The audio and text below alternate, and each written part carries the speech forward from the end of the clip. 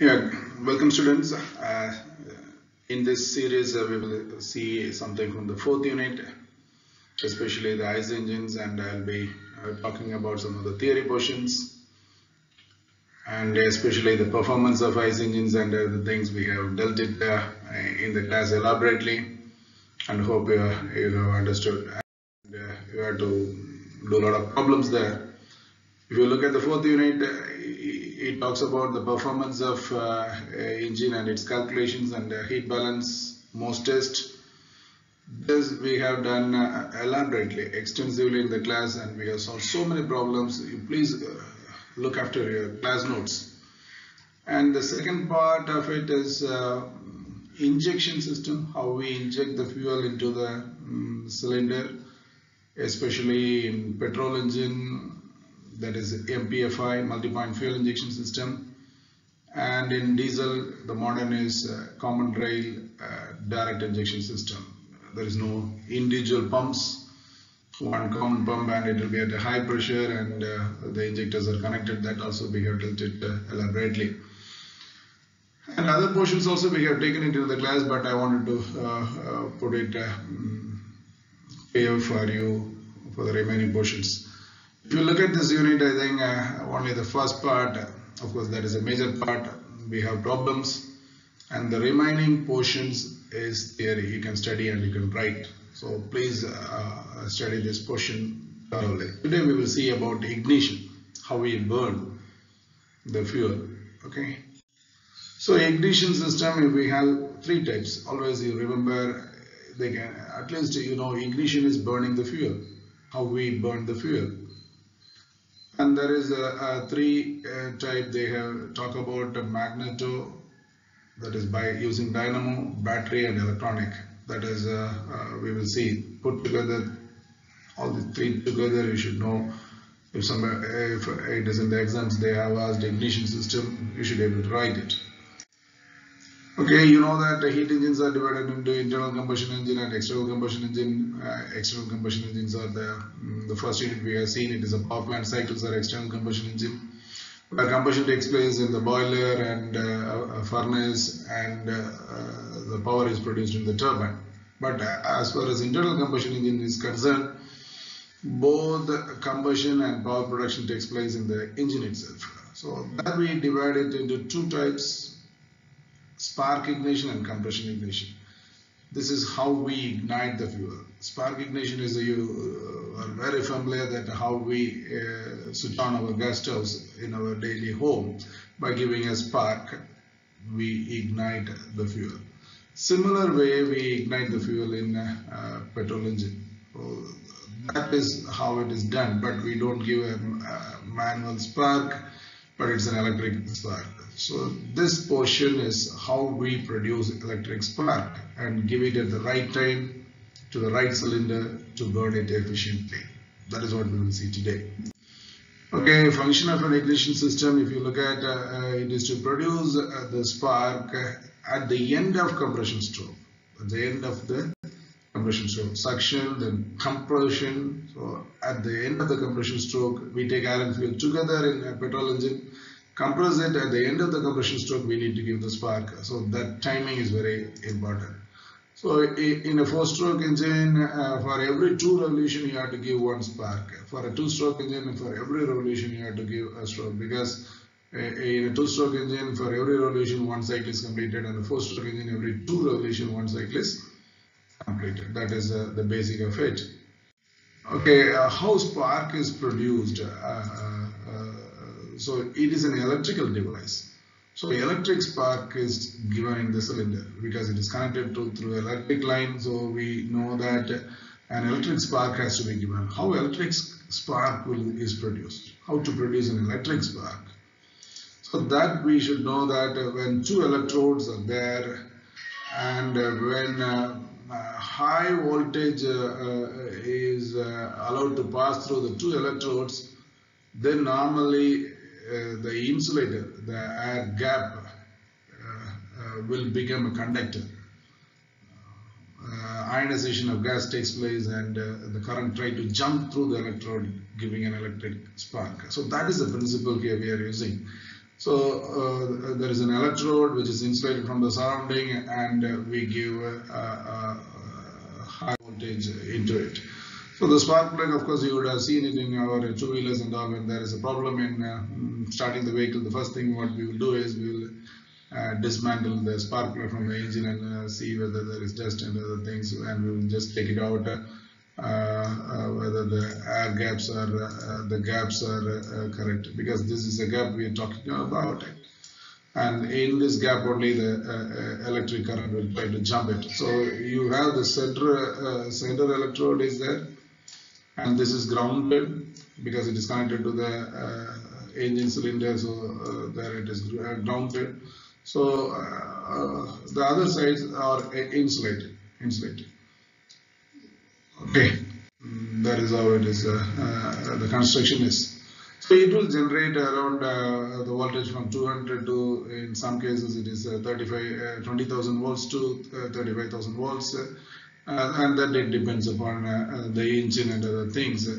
So you know that when this high voltage current is passed through the electrode, through the central electrode, and there is a gap so that it can move to the sides.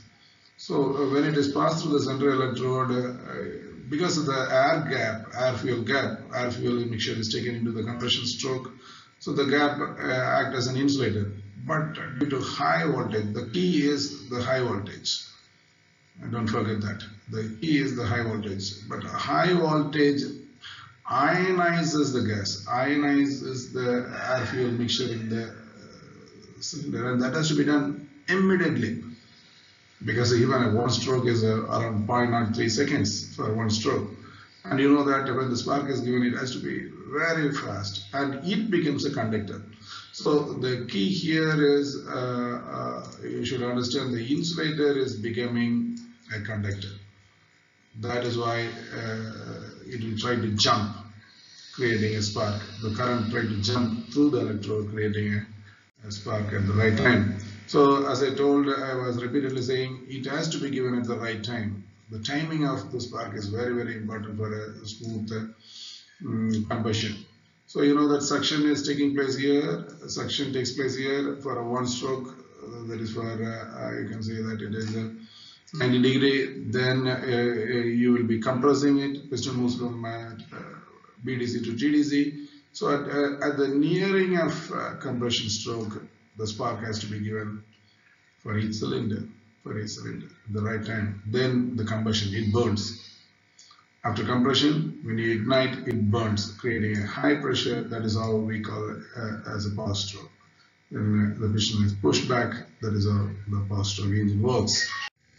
The coil circuit is because most of the cases you will be having battery, and for the two-wheelers we won't have battery. We will be having a dynamometer, a dynamo or electric generator. So that will be at a very low voltage, and it has to be converted to a very high voltage, so that you have a transformer. But we won't call it as a transformer here in our automobiles. We call it as an ignition coil, but it is actually a transformer where the low voltage is increased to a very high voltage. Then only the spark will produce. So that is a case of a single cylinder. So in case of a car, there will be at least minimum 4 cylinders. Then the high voltage current has to be passed to each cylinder at the appropriate time, because each cylinder there will be the compression stroke will be at different timings, and it has to be given at the correct time. The high voltage current has to be passed down so that the spark is produced at the appropriate time. So for that you have a distributor. You just note down. I'll show an animation next. So you have a distributor. Distributor is to distribute the high voltage current to different cylinders. So you have a battery or a dynamo which is at a low voltage. This coil makes it to a high voltage. So it is not easy to make it into high voltage. For that you have these circuits. This is to make this 12 volt into 25,000 volts.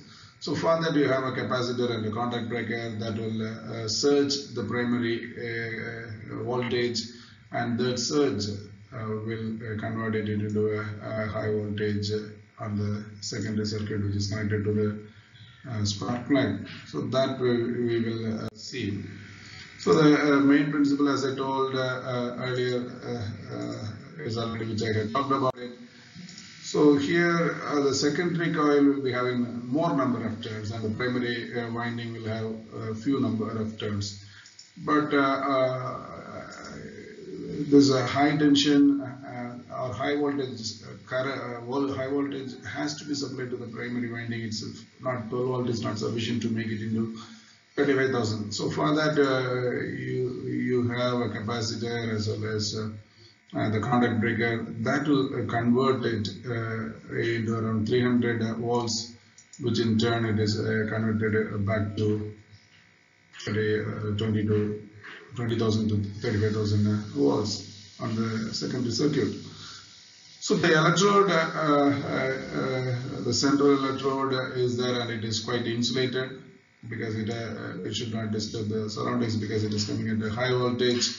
So high tension supply, high tension means high voltage is supplied from the ignition coil, and it is well insulated with the porcelain or ceramic material, that is a spark plug, and it is grounded to the engine because it is connected to the engine, so it will be grounded. One electrode will be grounded. So the electrodes will be subjected to high temperature, as well as it will be subjected to high temperature, and as well as it has to withstand the erosion because the compression takes place, and after burning the soot will be formed and other things. So chemical reactions, so it has to withstand temperature, erosion and corrosion. So it is normally made up of high quality nickel alloys to withstand all these extreme conditions. Okay.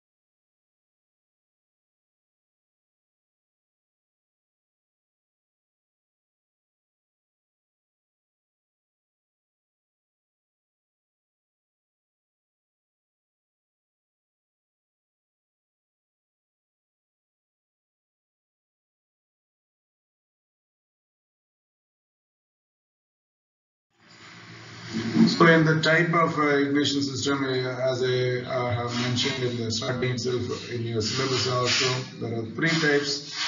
One is by means of a magnet. Magnet is it will produce an electrical source. So it's a special type own electric generation to provide necessary energy for the system. It produces its own electrical energy because there is no battery. Like in two-wheelers, if you don't have a battery, still it runs because that has a dynamo which produces the electricity, and that electricity is voltage is increased by means of the ignition coil. Whereas in battery, you'll have a battery backup, and but both the things, this dynamo or a battery, it works on mechanical system because contact breaker and other things. So that it has its own problems. In electronic systems, this mechanical parts has been converted into computer-based electronic switching, relay, and other things. So that is quite advantageous nowadays. So this magneto-ignition system is nothing but in which the magnet generates electricity. So that is the thing you should keep it in mind. There is no need for a separate electrical source like battery. It generates. So how it generates is when in a magnetic field, when a coil is rotated, as we move the engine or as we kickstart our two-wheelers. So there it produces the current, and that current voltage is amplified in the ignition coil, and it produces a spark appropriately. So that is how the two-wheeler works. So the same way it has an ignition coil, it's a primary coil and a secondary coil. So the schematic diagram, as you can see that this has to be rotated, that can be done by means of kicking as we start. So it produces the current in the primary circuit, and the secondary circuit will have a high voltage. That is how the magneto ignition system is working. So battery ignition system, there is no need to depend on generation of electricity because we have to depend on the generation of electricity because battery is connected to the primary winding. So it will be better. Even in low speed also, if the battery is having a full charge, there won't be any problem in ignition system. But however, the battery has to be charged because battery cannot be allowed to drain. So battery has to be charged. There we need an alternator, we call it as a dynamo, is needed to charge the battery. Otherwise, the battery will have 12 volt or mostly 12 volts, and that is sufficient enough to produce the spark. So it functions very smoothly. So as I told, battery is a DC current. So we give interrupted power in the primary coil, and we increase the voltage to 300 volts. That is how the electric ignition coil works. So this will be converted back into 15,000 or 30,000, which depends upon the engine design, And for multi-cylinder engines, it has to be distributed correctly. Drawbacks is, since it's a mechanical system, the contact has to touch each other, and it is a very the dwell time. Contact time is very small, and handling is very difficult when we you know that for every stroke it itself is 0.03 to 0.02 seconds, and for the spark it has to be very fraction of a second. So it is not very easy for a mechanical system to handle. Especially at high speeds. The number of sparks has to be given for a mechanical system. Around 400 sparks per second is possible. With the mechanical system, but when it becomes high speed, it will be more. The difference between battery ignition system and magneto ignition system, it is very simple. Magneto, no battery is needed. So it occupies less space. As we have it in two-wheelers, there is no need for a separate battery systems, but still it works. In racing cars, to reduce the weight also, they don't have the batteries. So it improves high intensity spark as possible, but at low speeds it will have a difficulty. So for car and all, it depends upon the battery for the ignition system. So requirement of an ignition system is it should produce the good spark at the correct time. It should work efficiently at all range of speed, slow speed or high speed. It should work efficiently. It should be reliable, light, effective, and basically we are dealing with the high voltage sources, so it should not interfere with the radio, mobile signals, because we'll be using mobiles, we'll be using radio, television. Signals will be crossing, and this high voltage should not interfere. That is why this porcelain ceramic insulation becomes very important. It insulates from the surrounding disturbances, because it creates a magnetic field and it disturbs the signals, and that should not happen. So that is very important. It should be cheap and compact. That is the basic requirements. In electronic ignition systems, the drawbacks of the magneto and battery are eliminated, because there is no mechanical moving parts. It works better at high speeds, and the dwell period, even if it is very small, it doesn't matter. It can work.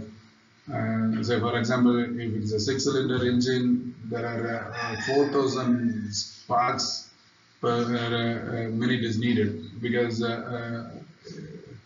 if it is a 6-cylinder engine, so you can see mechanical, if it is running at 8,000 RPM, that is quite normal. In car and all, we even go for 20,000 RPM. So for example, if it is running at a very low speed of 8,000 RPM, you need, because every 2 revolution, you need 1 spark for a cylinder. So it is 400 sparks is needed per minute for 1 cylinder. And if it is a 6-cylinder, you put 6 into 4,000, that is around 24,000 spark is needed per minute. That is 400 sparks per second. So this is possible with magneto and battery ignition system. Mechanical system was able to handle around 400 sparks per second quite efficiently. But now this modern electronic ignition system was able to handle it even 1,000 sparks per second quite easily, because it is computers are there, or embedded systems are used nowadays, and it works on non-contact type connectors. We say wireless distributors, and it is all computer controlled relays, and all electronic equipments comes into play, which is quite useful, because there is no contact points, so it will not get eroded, and it will not get weird. So these advantages we can use it. They say it's a distributorless ignition system. Directly you can connect, and the timing is done by the computer controls. So this is how the electronic system works. So that diagram, if you see, this contact breaker, condenser, and all those things are replaced by a computer and other things. So that is quite advantageous. So when you study about ignition systems, you always study the first basic is magneto. So magneto is, it produces electricity of its own, like what we have earlier days in cycles. When you rotate, power is produced. So that it goes to the primary coil. That you keep it in mind. Primary coil will be at a very low voltage, but it is a DC current. So that fluctuation is given by condenser and other things. There's a surge in around 300 volt is given in the primary circuit.